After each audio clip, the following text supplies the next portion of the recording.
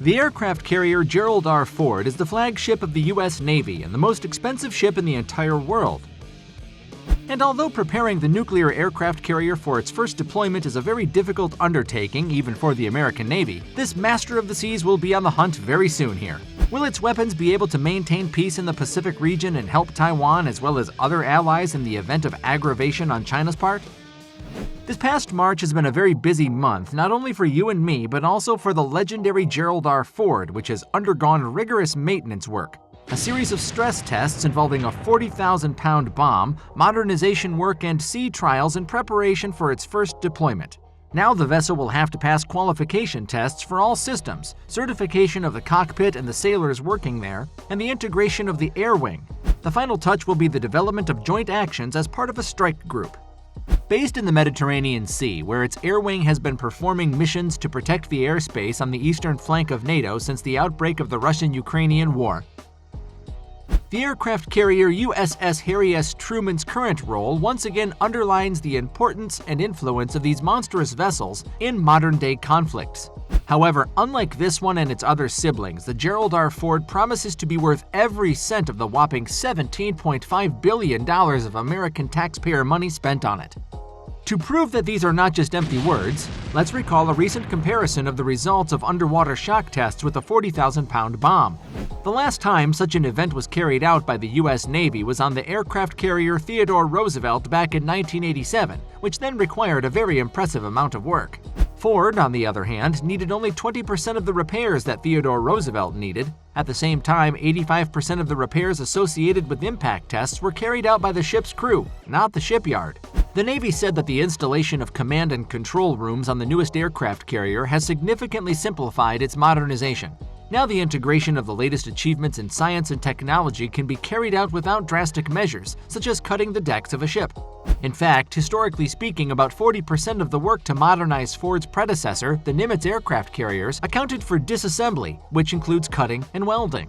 But in the case of Gerald R. Ford, the fleet did a thorough job of correcting these flaws, building a flexible infrastructure in such a way that adding new features later down the road was minimally painful, both in terms of technical work and budgetary funds. In July of 2021, over at the Navy League event, Chief of Naval Operations Admiral Michael Gilday stated that 23 completely new technologies were applied to this aircraft carrier, which, in turn, also led to many corrections and delays during its construction and also brought about further testing. The most radical changes made were the Electromagnetic Aircraft Launch System, or EMALS, and the Advanced Braking Device, AAG, or Advanced Arresting Gear. While NIMITZ powered the 4 catapults on board by steam, EMALS uses asynchronous motors. This makes them much more efficient than their steam counterparts and launches fixed-wing aircraft both much more smoothly and at much faster speeds. AAG also stands out from its predecessor, the Mark 7 braking unit. AAG's turboelectric system is digitally controlled with self-diagnostics and service alerts, greatly reducing repair costs and man-hours. Additionally, the new braking device can support the weight of a wider range of aircraft, which means, in tandem with EMALS, it will allow aircraft carriers to reliably launch and land both manned and unmanned aerial vehicles. Among the aircraft with which the aircraft carrier will operate are the 5th-generation F-35 Lightning II fighters from Lockheed Martin, the F/A-18E F Super Hornet and EA-18G Growler from Boeing, the Grumman C-2 Greyhound military cargo aircraft, tactical all-weather Northrop Grumman E-2 HAWKEYE, Sikorsky SH-60 Seahawk helicopter, as well as various UAVs. In the future, the Gerald R. Ford will also accommodate the latest 6th-generation fighter created as a part of the NGAD, or Next Generation Air Dominance program. Let's not forget about the sensational elevator system either. Unfortunately, it is known for the number of problems that can occur, but the main thing here is perspective.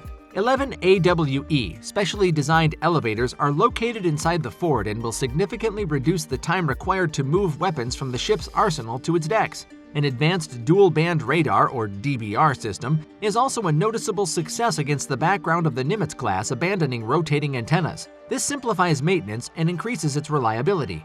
And with the impressive recharge systems in the form of 2 newly designed A-1B nuclear reactors, which require 50% less maintenance personnel and produce 3 times more energy than the A-4W installed in the NIMITZ, the Ford class will certainly be able to acquire some cool laser weapons and a swarm of drones in the foreseeable future. Despite all the difficulties that have plagued the USS Gerald R. Ford since the beginning of its development, it's poised to become the most sophisticated and capable vessel of the entire history of the American Navy, and this could prove to be very handy. In recent years alone, one conflict after another has shown up somewhere in the world from time to time, then escalating further.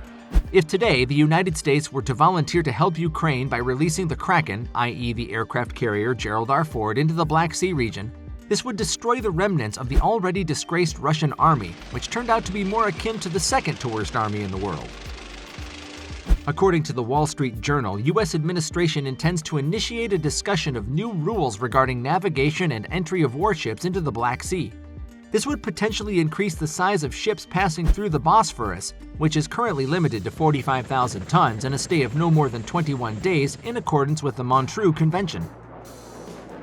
These legal limits have become one of the main obstacles in the way of deploying the main force of the American fleet to the Black Sea, nuclear aircraft carriers with a displacement of more than 80,000 tons.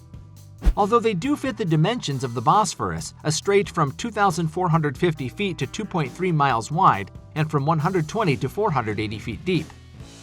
In extreme cases, the United States can simply withdraw from the Montreux Convention, which is a voluntary document, or hint to Turkey, in whose jurisdiction is the right to allow passage through the Bosphorus, that at one time the USSR had already brought its aircraft carriers through it.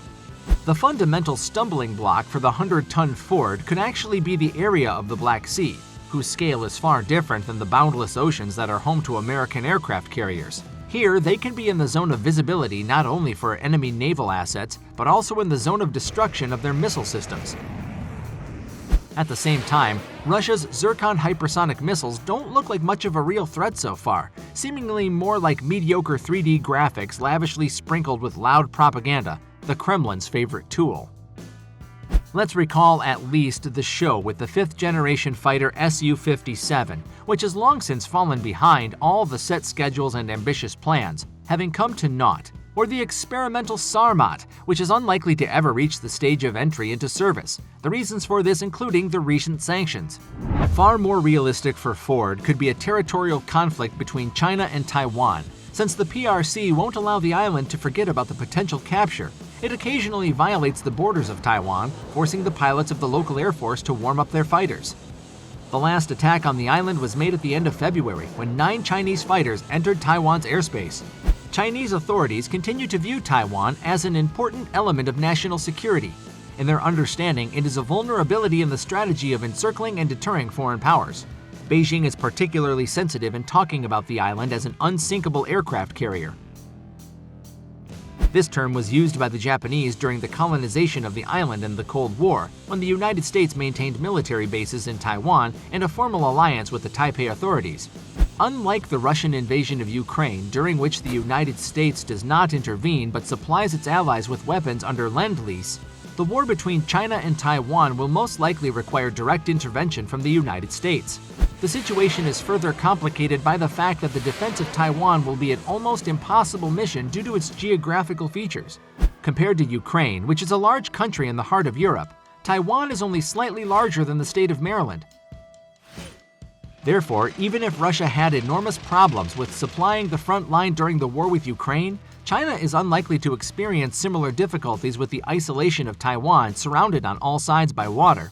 Additionally, the proximity of mainland China to the all-too-narrow 100-mile-wide strait will make it difficult even for U.S. supercarriers to provide an effective missile defense for the island.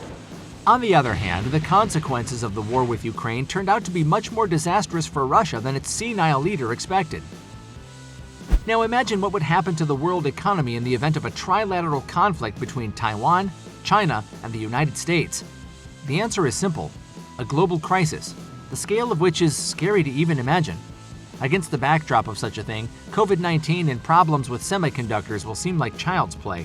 An important lesson for China that can be taken from the Russian-Ukrainian war should be that beginning an invasion of a democratic country is a gross violation in the opinion of the entire liberal international community and will entail devastating and lasting negative consequences for the aggressor who dares to take such a step. Nowadays, China's fundamental course of action is to increasingly penetrate into Taiwan from within, educate forces there that want to unite with the PRC, and by exerting powerful military pressure, unite without armed struggle.